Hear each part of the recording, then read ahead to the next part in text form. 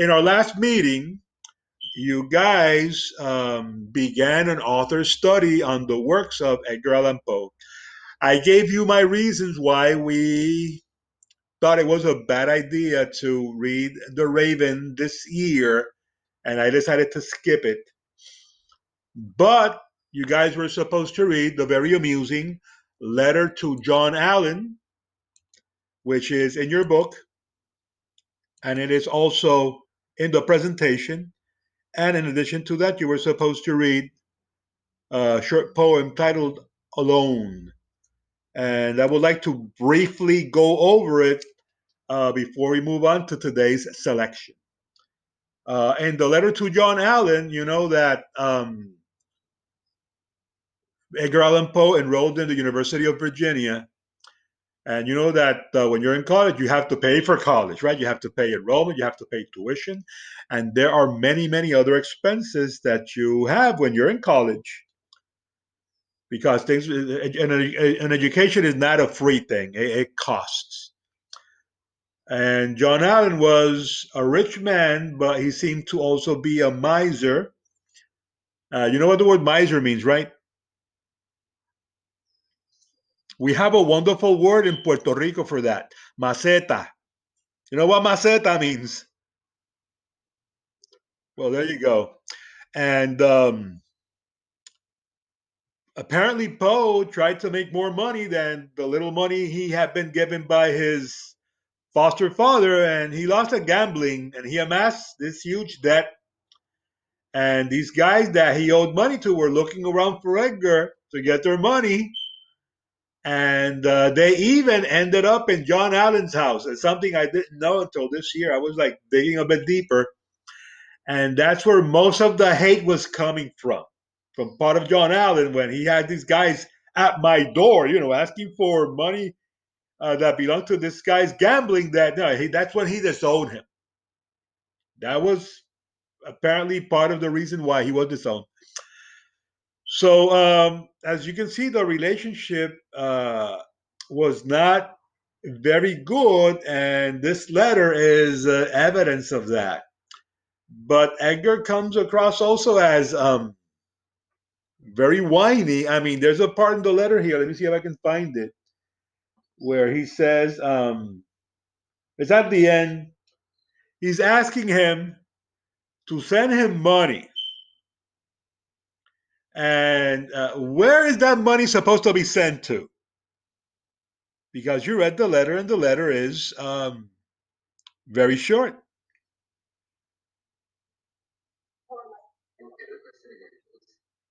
Okay.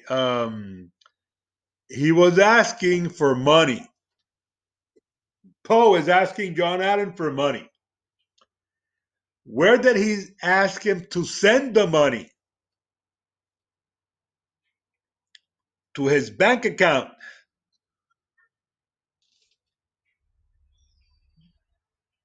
Not only that, he's also asking him to send him money and his belongings. Send it where? Okay, is this a courthouse or a tavern? What is it? Exactly, exactly. So why send it to the tavern? What's a tavern? What do you do in a tavern? Yes, exactly. So what do you do there? Drink? What else? Maybe. So don't you find that hilarious? Oh, send me money and send me my belongings to the tavern. You're supposed to be in school. Why the tavern? So I that was for me that was hilarious. And what cinch it was this because if he fails to comply with the request, I tremble for the consequences. What did that sound like to you? A threat of what? What kind of threat? Was he going to do anything to John Allen? I mean, if you read the entire letter is the context. Oh, the way you've treated me, your son, and then he comes with that at the end. It is a thread. It's not hidden. It's a pretty open thread. What kind of a thread you think it is? I mean, what is he gonna do? He's not stating it, but I think it's implied.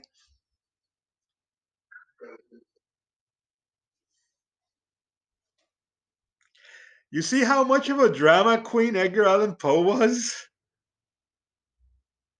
or you're not seeing it because sometimes you have to read between the lines, guys. Sometimes what is not openly stated is as important as what is stated. And if you read the letter carefully and you read everything he's saying, that's a not it's not a veiled threat. It's a pretty obvious threat of self harm. So that way, you'll miss me if I hurt myself. You know that people sometimes think that way because people want other people to feel sorry for them. And that's the kind of person that Edgar Allan Poe is coming across like, I want people to feel bad for me. So that letter was very interesting. I think it shows a lot of insight into this person called Edgar Allan Poe. There was a poem that you guys were supposed to read titled Alone. And I found this video on YouTube that I will be sharing with you in a moment. So you guys can hear a reading of Alone. Here we go.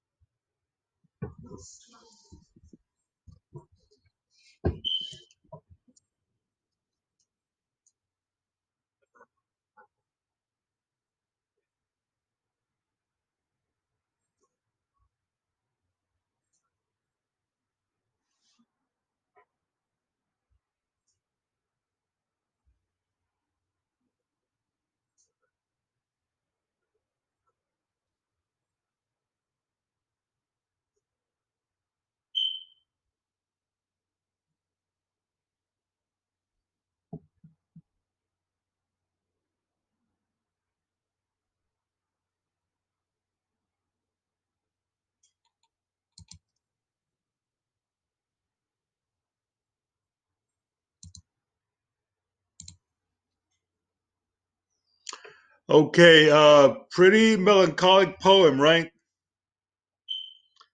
I told you that the reason why um, Alone is here and we read Alone is because I think it gives us a lot of insight into the mind of Edgar Allan Poe, which is what we want to do. We want to understand this guy because understanding him, we can understand his works better. And this man clearly has issues with abandonment. If you read the poem and understood it, it's basically a man looking at his life from since his childhood until this moment where he finds himself in life, reflecting on how lonely he's felt, how disconnected from his loved ones he feels. And the ending is pretty grim. It's pretty dark because it talks about a blue sky with a cloud that looks like what?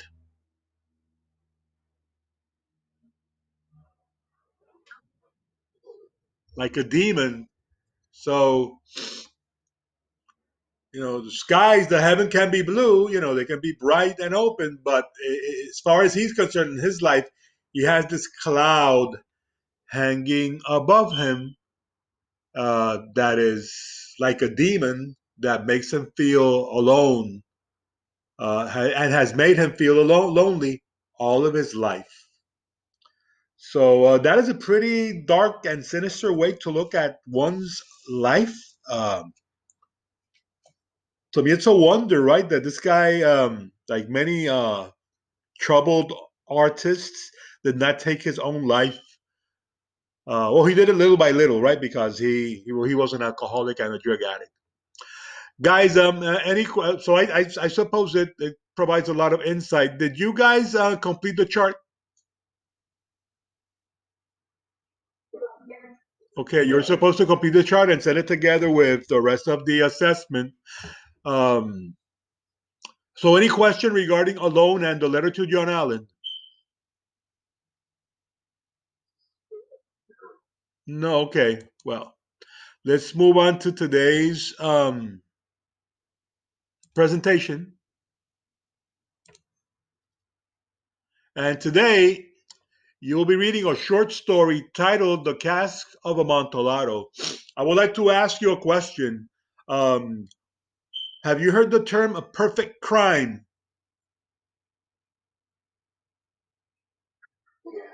What is a perfect crime? What's that?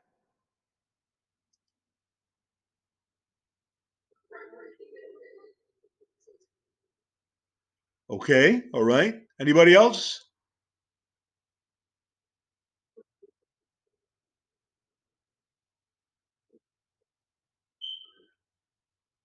Okay, anybody else? It is a crime that is planned and executed so perfectly that it's like no crime happened. Nothing happened. As far as everybody else is concerned, the rest of the world, nothing happened. But it did happen. It did happen. So that's what we call a perfect crime. And the Cask of Amontillado is about a man who is in his deathbed, and this man is a psychopath, and he starts bragging and telling the story of a perfect crime that he committed decades ago. So now we know it. Now it's not that perfect because I would not use the word confessing, but I would use the word bragging. He's like bragging about it. And the Cask of Amontillado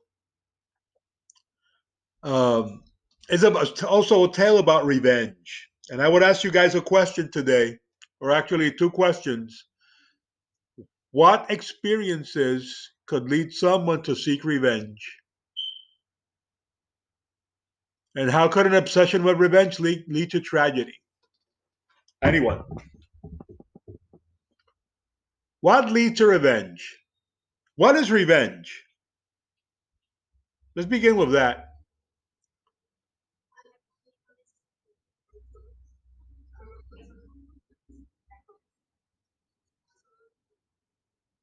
Okay, so first you have to be wronged, right? That's what you're saying. Or at least feel that someone wronged you, and revenge will be a retaliation because we're looking for justice. We can put it that way. We're trying to balance the scales because we've been wrong. Would it be safe to assume that that's what you're saying? Okay, very well. Thank you. So, madam, I completely agree with your statement. When people seek revenge, is because they feel they have been an injustice has been done to them. Uh, Sometimes people seek revenge. I mean, people seek revenge out of that feeling always. The question is if that feeling is always justified or not. Because sometimes people feel wronged and they have not been wronged. Would you agree with me?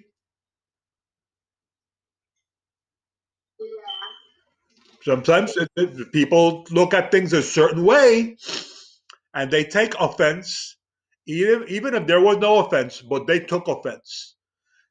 So that's a question you're going to have to ask yourself when you're reading this story. Is this guy justified in his pursuit of revenge or not? The other question that we haven't addressed yet is, could an obsession with vengeance, with revenge, lead to tragedy? Because sometimes revenge can be a simple thing like someone pushed you and you pushed them back. The end. That's the revenge. Or someone told you a word you didn't like and you called them a word back. And that's it. But sometimes people obsess over revenge. What does it mean to obsess?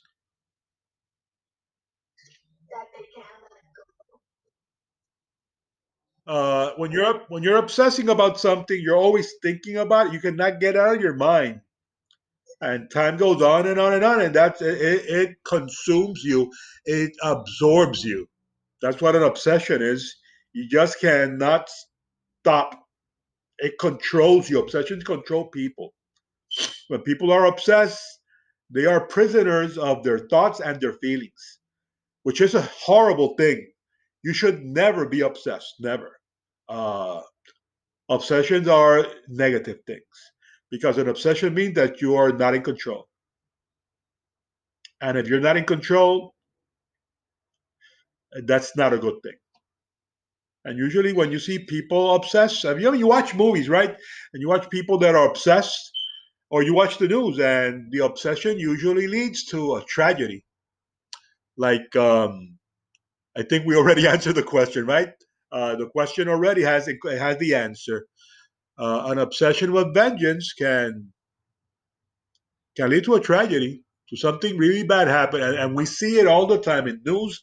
Every time that there's a drive-by shooting or something like that, is it not the result of an obsession, and a bad one? And if it has to do with vengeance, it's even worse. So that's what's going to happen in this story. Um, the background of the story is the Carnival of Venice. You've heard of Venice, right? Very beautiful city in Italy. It is sinking. I don't know how long it will last, but it's still there. So if you would like to go to Venice, hurry up because I don't think that Venice is going to be around in the next 50 or 60 years. That city is sinking, but Venice is an ancient Italian city, very beautiful, very romantic, and it's famous for its canals, right? Instead of roads, you see canals. And Venice has many famous events, and one famous event is the carnival at Venice. Have you heard of carnivals before? What is a carnival? Can anybody tell me what a carnival is?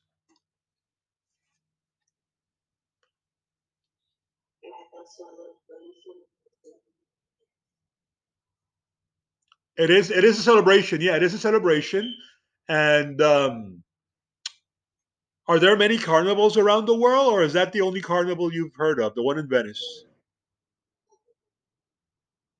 I would say that the two most famous carnivals are the one in the Carnival of Rio. It's probably the biggest one in the world in Brazil.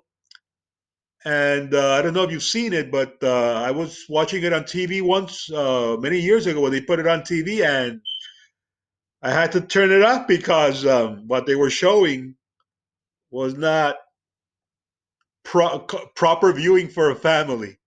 Okay, at that carnival, yeah, a bunch of naked people dancing with glitter on. The only clothes they had was glitter on, glitter and sweat. And I'm like, oh no, can't see this. Another famous carnival is Mardi Gras. Have you heard of Mardi Gras? Mardi Gras, right? And the beads and the okay. The word it's interesting that carnivals happen at the beginning of the year, and the word carnival comes from the word carne, in Spanish carne, Latin carne, the flesh. and it has a religious connotation. The Roman Catholic Church has, for those of you that are Catholic, they have a ecclesial calendar. They have a calendar of the different events that are important throughout the year, like Christmas, like Easter Sunday, and things like that. And Carnival is a celebration that takes place before the beginning of Lent. Have you heard of Lent? Lent. In Spanish probably. What about the word Cuaresma? Oh, that you've heard about, right? Especially those of you that are Roman Catholic. You've heard, oh, Cuaresma. Oh, I know what that is. Well, what is it?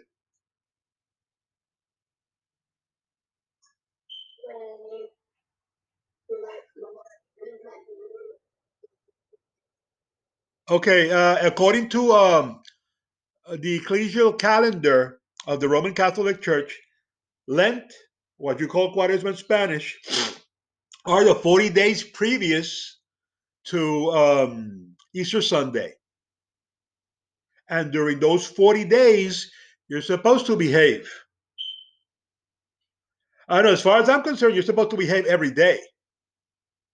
But according to that, you're supposed to behave extra special and make sacrifices and all that, and not eat this and not eat that, and etc., etc., etc. And what the beginning of Lent is Ash Wednesday, when Roman Catholics go to church and they receive the ashes and the ointment that they make like a crucifix in their forehead. Does it sound familiar? Okay, well, Carnival is a little time that is given to you before Lent. Since you have to sacrifice yourself during those 40 days and be good, let's have Carnival so you can be bad. That's what Carnival, the flesh. Give free rein to your desires during the carnival, and then be good, and God will forgive you during those 40 days. Are you understanding what the idea behind carnival? Since I cannot do what I want to do during 40 days, let me try to get away with murder in the carnival. Are you understanding? And if you've seen a carnival, guys, I invite you, if you haven't, and you want to see what one is about, go to YouTube and put Mardi Gras or put Rio, and you'll see if your parents allow you, you'll see what a carnival is. So you usually think it's like a family affair and all that. Not really. Not really. A lot of debauchery, a lot of bad behavior. If you understand what I mean. So in Venice, they used to do these carnivals, and people went to, well, let's drink, because during Lent you can't drink. Remember, so let's drink now. Let's get wasted. Let's get drunk. And people will wear a mask. Why wear a mask? Also, I can do bad things, and people will not know who's doing the bad thing. That's the idea behind the mask, right? To hide your identity.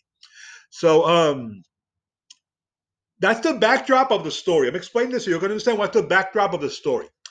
And our protagonist, Montresor, as I said, is bragging about, he's telling the story of what happened one day during Carnival in Venice. What he did to a guy called Fortunato. And it's interesting because the word Fortunato sounds like what? It's a Latin word that means what? Fortunate. And what does fortunate mean? Well, people might say he's lucky. Other people that do not believe in luck, like me, would say, well, he has good fortune. God is blessing him. So you would associate the word Fortunato to that. That's what this guy is called. The other guy is Fortunato. And it's going to be very ironic. You're going to see when you read what goes on between Fortunato and Montresor. So I'm not going to give you more because you're going to read the story. It's a very sordid story. It's very dark. It's very sinister. It's horrific. It is based on some true events that Edgar Allan Poe heard about when he was in the army. But I'm not going to tell you now. I'll tell you later when we discuss this story. And the reading strategy that you're going to be using, sorry, the reading concepts. I'm sorry, not the reading concepts. The literary concepts that you will find in this story include the unreliable narrator. And you know that the unreliable narrator is a subcategory of first person point of view where you have to question the veracity and the truthfulness of the account because of who is giving the account, of who is narrating, because of that person for several reasons, right? You're going to tell me the reason why after you read this one. And there's a reading strategy that's called drawing conclusions. That is something that you're going to do during your reading. You will complete a chart like this one. You will draw your conclusion on this chart that you're going to include with your assessment work. And you're going to be reading pages 285 to 292 to read the Cask of Amontillado. In case you did not know what a cask is, let me show you a picture of a cask. I can tell you or I can show you. No, it's not here. Let me go back, see if I can show you a cask. Oh, there you have him. What do you see there in that dungeon?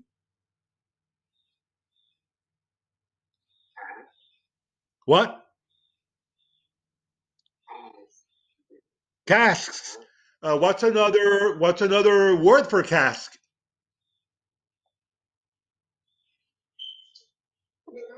Barrels. What do you think they're full of? What?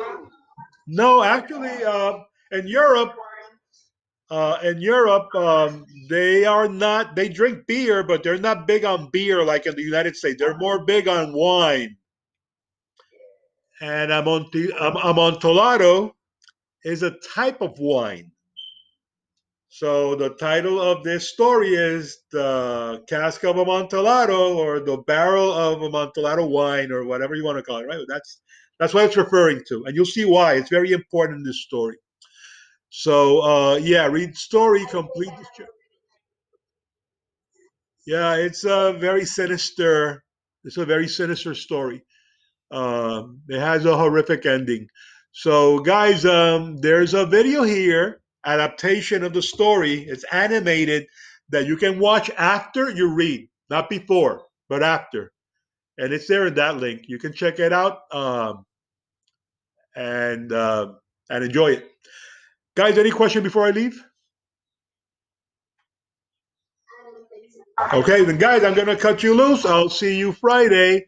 I'll be here in the virtual classroom to in case you need me. Okay, if you want to pass by and say hi, I will appreciate that. So, guys, have a great one. God bless you.